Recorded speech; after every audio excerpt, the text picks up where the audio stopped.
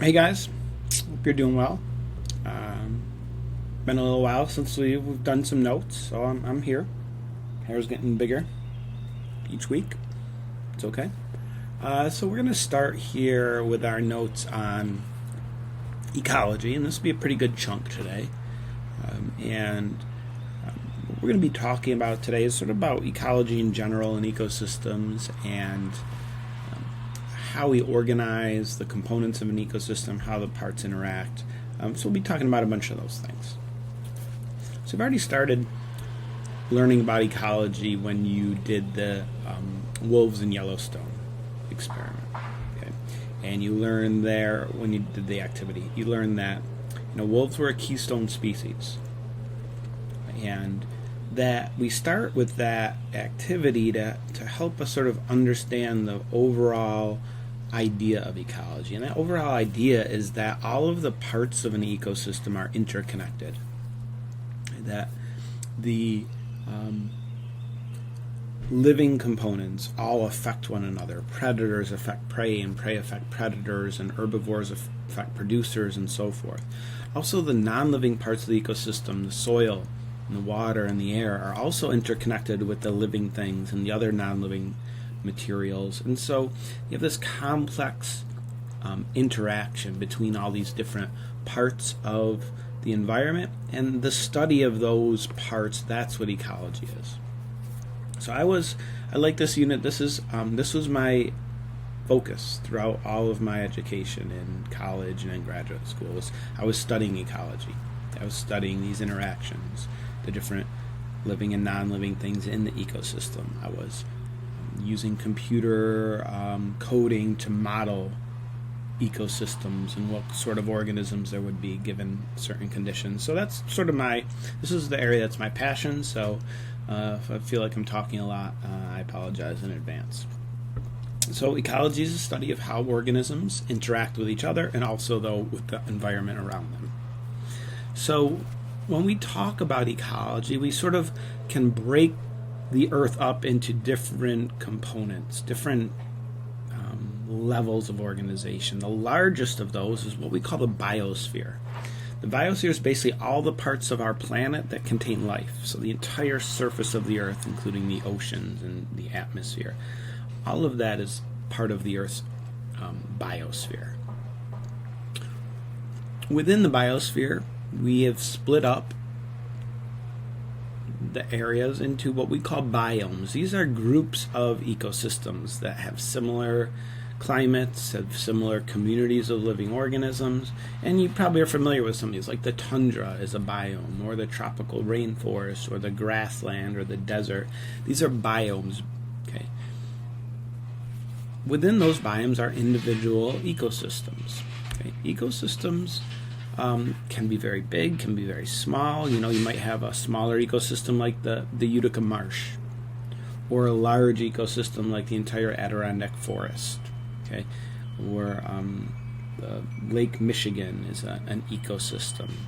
And an ecosystem contains many different types of living things. And we call all those different types of living things the community. Community includes all the living organisms that are in an area. And finally, as we get down to a smaller scale, within that community are individual populations. Okay, so all of the smallmouth bass living in Stony Pond, which is where I went hiking this weekend, that's one population. Okay, it's the number of one individual species in a given area. So that's sort of taking us from the broadest scale, the largest scale of the biosphere, down through smaller scales till we get to individual populations. And in ecology, ecologists might study at any level in this scale. Some scientists might study just individual populations of organisms. Others might be studying and researching an entire community in one area, or the ecosystem in general, or entire biomes. So ecologists work at those different scales depending on what their specialty is. So ecosystems have resources in them. These are materials that living organisms need that can often limit the size of the population. For example, if you were to think of maybe some woods around your house, and think about some squirrels that live in those woods. Well, there's a limit to how many squirrels can live in that area, right? You can't have an unlimited number of squirrels because there's not an unlimited amount of resources. There's only so much food. There's only so much habitat. Okay, and so the number of squirrels, the population size of those squirrels is limited.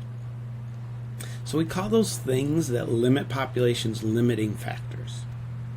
Okay, and we can break them into two categories, biotic and abiotic factors. Abiotic factors are the aspects that limit population, which are non-living things, such as the amount of oxygen in the water. That's very important. Okay. For example, trout need high oxygen levels. If oxygen levels drop too low, they can't survive. So for trout in a stream, oxygen is a limiting factor. For plants, sunlight could be a limiting factor, that plants need light to survive. If there's a limited amount of sunlight available to them, then they may not be able to survive. So abiotic factors are non-living factors. Biotic factors are living factors that limit populations. Food is an important one. Obviously, if there's a limited amount of food, that's going to limit the size of a population that can be supported. Predators are often biotic limiting factors that as predators consume prey, they limit the population. So if we think about an ecosystem, we can determine how many of a certain species can it support with the resources that are present. Okay. We call that term its carrying capacity. So some ecosystems have huge amounts of resources, okay, and they can support large numbers of organisms. Other ecosystems might have more limited resources and can't support as many species. So what we'll see, here's a graph that kind of shows an example of this idea of carrying capacity. Okay, we have an island, Walla Walla Island, and we see that at the initial starting point, the population of deer in this ecosystem is relatively low, at about 10 deer on this island. So as we follow their population over time, what we see is that it increased pretty rapidly, almost exponentially. But if we look here and we get to this point up here, what we see is the population then stops growing so quickly, actually starts to decline. And what we see is the population stays sort of stable here. It might go up and down slightly, but this level is what we would call the carrying capacity of this island for deer. Now, the deer population grew above that carrying capacity at first, but then probably there weren't enough resources to support those deer, so they died off, bringing the population back down to the carrying capacity. So we can look at a graph of a population, estimate the carrying capacity. On Walla Walla Island, carrying capacity is probably around 80 deer. That's about how many deer can be supported on this ecosystem.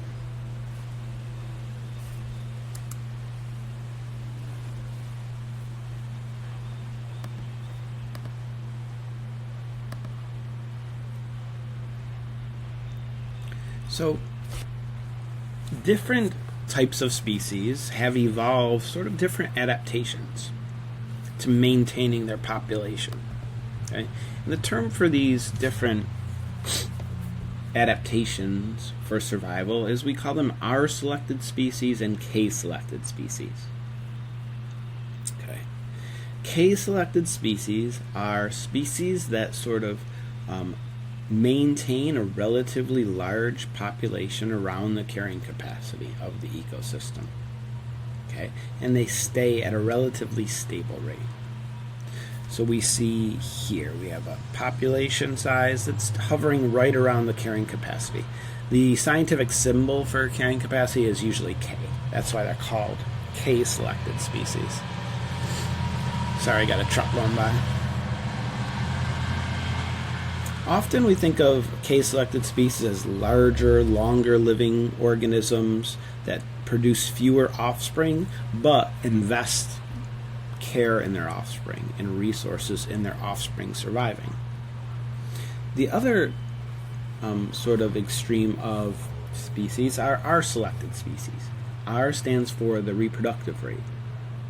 So these are species that typically have huge numbers of young, but many of these young don't survive to adulthood. So they have populations which rise and fall with these extreme peaks and valleys. This would be an R-selected species. Okay, you might think of like insects, for example, as R-selected species, in that insects give birth to many young. Most don't survive, and so the population rises and falls. And most of the time, these R-selected species don't care for their young. They don't invest resources in their young. They're basically on their own to survive. And so each of these strategies for survival can be useful. And some species over time have evolved to be more towards the K-selected species, and others have evolved to have more of the R-selected characteristics. And there's always in between, so that it's not either K or R. There's a variety of in-between strategies for survival that species have evolved. So when we think about the growth of a population in an ecosystem, we sometimes split these factors that limit population into density-dependent factors and density-independent factors. Density-dependent factors, they change depending on how many individuals there are in the population.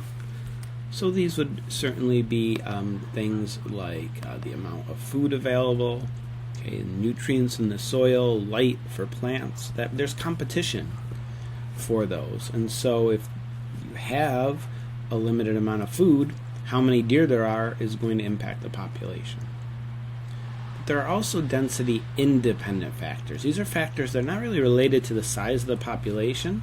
Okay? They're related to other factors such as catastrophes, forest fires, monsoons or drought. These are not things that are affected by the number of individuals. Okay, these are sort of just events that happen in an ecosystem. And so both of these factors can limit the size of a population. And as we think about species survival, we come to this idea of the ecological niche. And the ecological niche is sort of, we think of it as kind of the role that a species plays in the ecosystem. What is its habitat? Where in the ecosystem does it live? What conditions does it require? What food does it eat? When is it active? When is it looking for food? And so all of those various details about a species is that species' niche. Now, if two species are in the same ecosystem, in the same area, and have the same niche, then they will often compete for resources. And that should make sense. If we have two species live in the same place, trying to obtain the same limited amount of food at the same time, then they're going to be competing for those resources.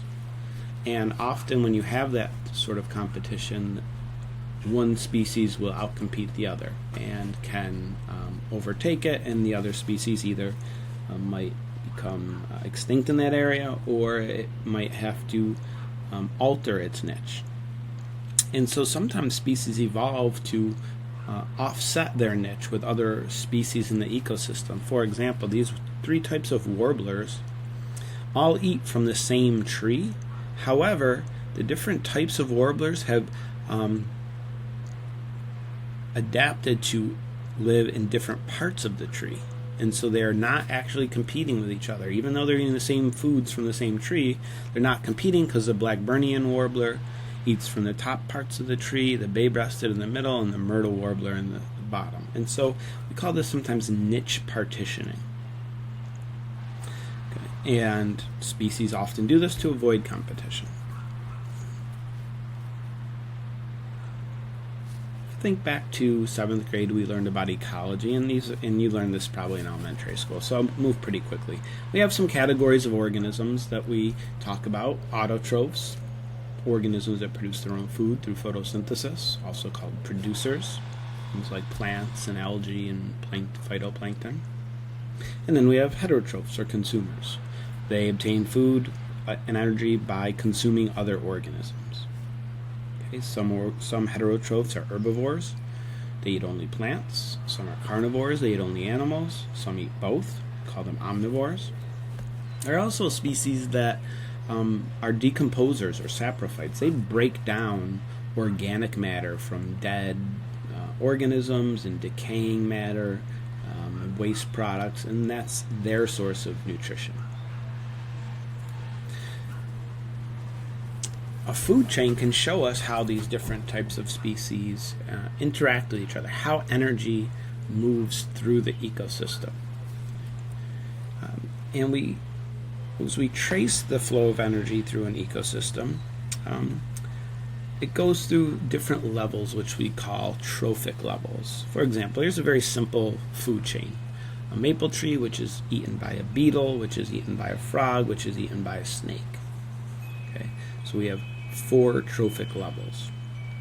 Or this dandelion eaten by a snail, which is eaten by this small, Cooper's hawk, which is eaten by this red-tailed hawk.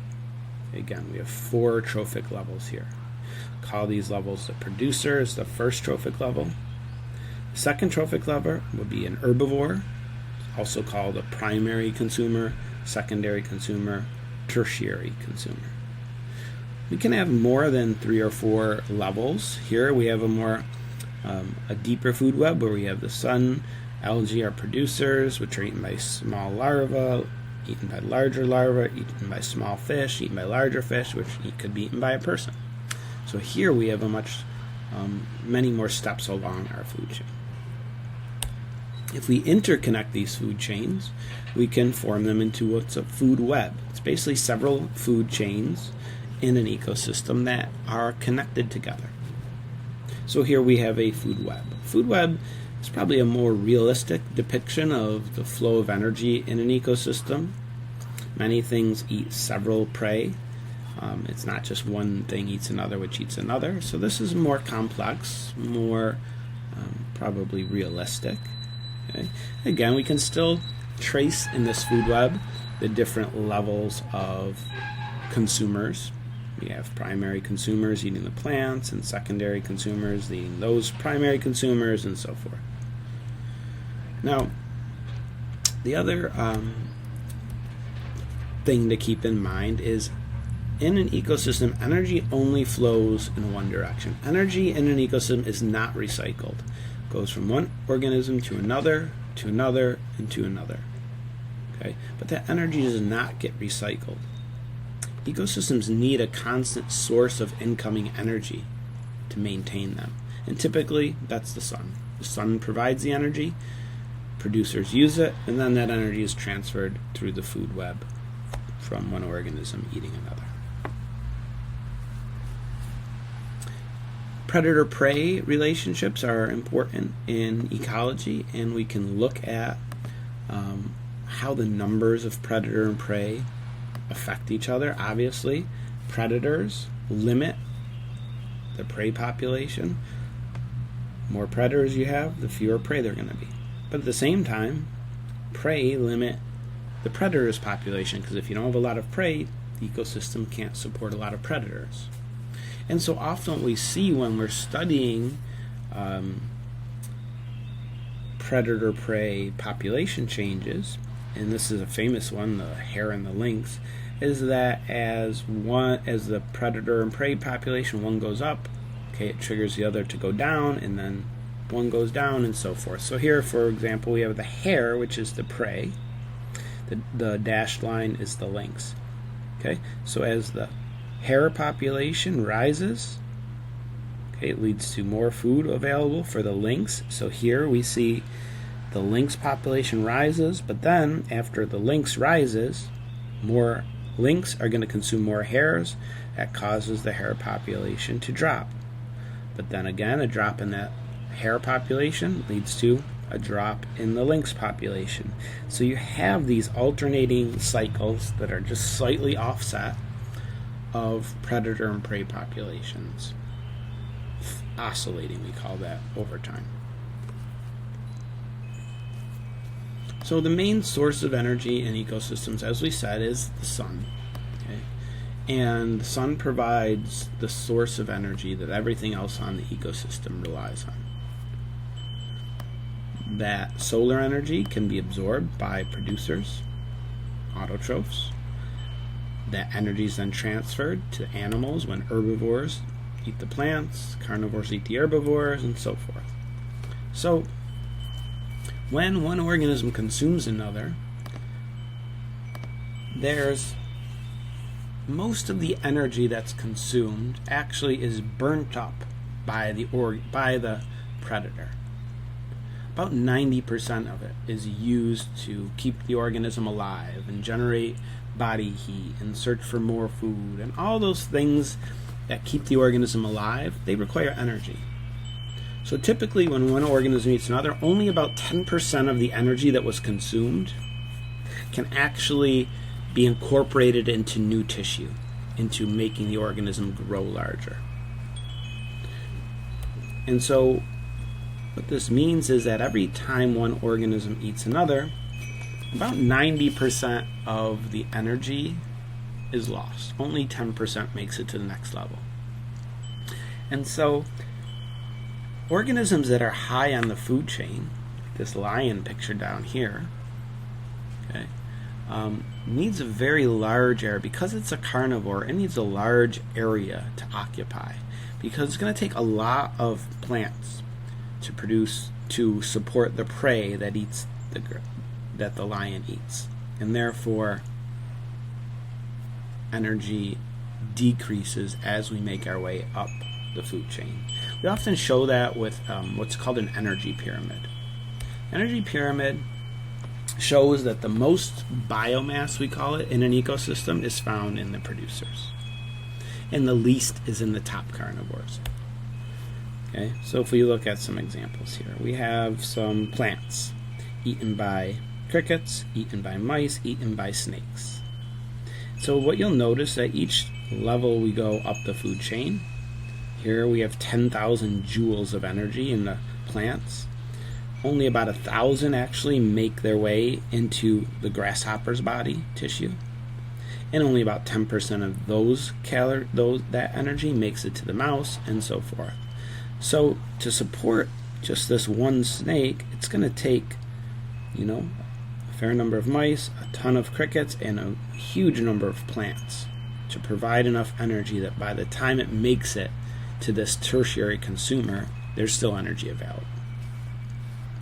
And this should make sense, and we don't see huge numbers of these top carnivores in an ecosystem. If you think about a lion, you don't see a herd of lion running around the savannah in Africa. You don't see a flock of hundreds of hawks and eagles flying through the sky. You don't see a huge school of shark swimming through the oceans hunting. Those are carnivores, and so there are relatively few of them. They're relatively solitary, and they take a huge range of their ecosystems to support them. So we could think about this and do some problems. And here I've given you some information. I've said that one 120-pound deer eats about 2,500 pounds of leaves in a year. One 150-pound lion eats 25 deer in a year.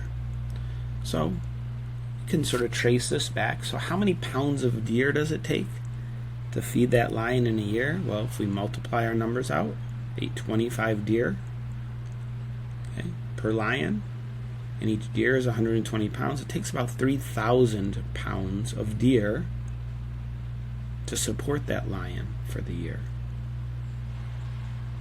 Well, how many pounds of leaves does it take to support that lion then? Well, if we have 3,000 pounds of deer, each deer eats 2,500 pounds of leaves, do the math, It would take 62,500 pounds of leaves to support just that single lion. So you can see how, because of that energy loss, each time one organ eats another, it takes a huge amount of energy. Another example. How many of these tiny diatoms are required? These are tiny little organisms that live in the oceans to support one whale. Well, if you look at my numbers and do the math, it takes 4.55 times 10 to the 12th diatoms, which is a huge number. Now, this is also why a vegetarian diet is actually beneficial to the planet. And this is one of the reasons that I became a vegetarian. Okay? Let's say if you eat a huge burger at a restaurant, a 1 pound burger. Okay? Well, to get that 1 pound burger, you needed to take plants, feed them to that cow, and then you took that cow and you were consuming it. Okay, so in that case, you would be the secondary consumer. If you were just to eat the plants, instead eat those directly, you would use about 90% less energy from the earth than eating that meat. So this is why a vegetarian lifestyle is less environmentally impactful than eating meat. Finally, last area we'll talk about are some adaptations organisms have to getting energy. We have 3 types of what we call symbiosis, a close relationship between 2 organisms where they live in or on one another and have this very tight coupling. One type of symbiosis is called mutualism. This is when both organisms benefit from this relationship. And an example of this would be a termite and a protist. So termites, you probably know, chew wood and eat wood. However, alone they cannot digest the material from that wood. They actually have living in their gut a protist. This protist produces the enzymes that can break down the wood. Okay? So they're both benefiting here. The termite benefits because as this protist digests the wood, the termite absorbs the nutrients. The protist is benefiting because it's getting a home inside of the gut of the termite, and the termite is the one that goes out and finds the wood, providing that energy to this protist. So they're both benefiting from this relationship. Another example is commensalism. This is when one organism benefits, but the other is just not really affected in any way, positive or negative. These are barnacles that live on a whale, and they attach to the body of the whale. You can see some of them here. Now the barnacles are benefiting. They're getting a ride through the water. They're filter feeders. They contain nutrients, but they don't affect the whale. They're not harming it. They're not helping it. So this would be an example of this commensalism. How do you guys like the wind chimes in the back? They might be annoying. The final relationship is parasitism. A parasite is when one organism benefits, the parasite, but its host, the other organism, is actually harmed. These are lamprey, a type of fish, a jawless fish. This is what the mouth of a lamprey looks like. These rows of very sharp teeth, and they have teeth on their tongue. Basically, they attach to a fish, large fish usually, and they sort of drill a hole using this sharp tongue, and then they stay attached, and they are parasites living off of the blood of this fish. Okay, and you can find these in lakes around here. Actually, sometimes if you're a fisher person, you go fishing, you catch a big fish, you might see the remaining, like this is the wound where this fish had a lamprey attached to it at one point in the past. Obviously, they're harming the fish. They're sort of stealing nutrients. They can cause disease. So the fish is being harmed, but these lamprey parasites, they're benefiting. A tick is a parasite. It burrows under the skin, lives off the blood of an organism, getting nutrients, but the host organism, is actually being harmed. All right, so we're not going to get into material cycles today. We're gonna call it here for today. It's been a lot of information, but thank you for listening, and I hope you guys have a great day.